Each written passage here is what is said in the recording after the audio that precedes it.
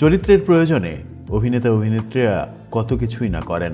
কখনো চুল ছেড়ে দেন, কখনো দাড়ি ছেড়ে দেন, কখনো পুরো চুল দাড়ি কিছুই থাকে না, টাক মাথা হয়ে যান। এমনই একটা চরিত্রের মুখোমুখি সময়ের আলোচিত নায়ক সিয়াম আহমেদ। 7 মাস একটি চরিত্রের জন্য চুল কাটেননি। একটি চরিত্রকে কতটা লালন করা যায়, একটা চরিত্রকে কতটা ধারণ করা যায় তার উদাহরণ সৃষ্টি করলেন সিয়াম আহমেদ।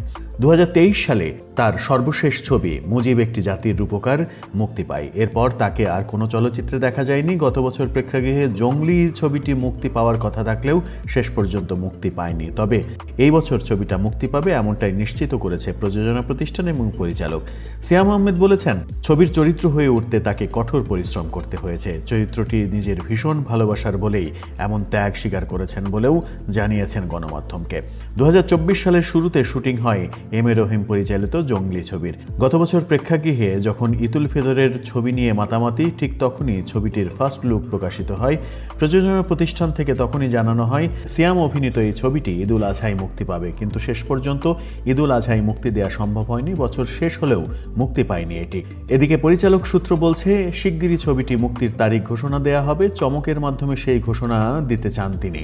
ছবিতে নিজের চরিত্র প্রসঙ্গে সিয়াম ফেসবুকে লিখেছেন, অভিনেতাদের জীবনে মাঝে মধ্যে এমন চরিত্র আসে যার কারণে সে নিজের সর্বস্ব দিতে রাজি হয়ে যায়।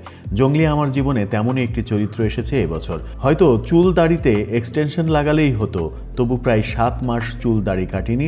1 বছর চরিত্রটাকে আগলে ধরে রেখেছি, কারণ চরিত্রটাকে উদযাপন করতে চেয়েছি, দর্শকদের নতুন কিছু উপহার দিতে চেয়েছি।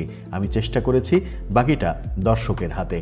ফেলে আসা বছর প্রসঙ্গে 31 ডিসেম্বর সিয়াম ফেসবুকে লিখেছেন, এবছর সবটুকু যার নামে করে দিয়েছি, সেই জঙ্গলি নিয়ে আসছি আগামী বছর।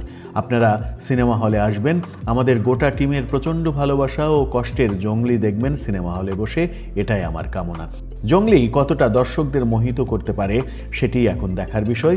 সিয়ামকে মোহিত করেছে, এখন দর্শকদের পালা।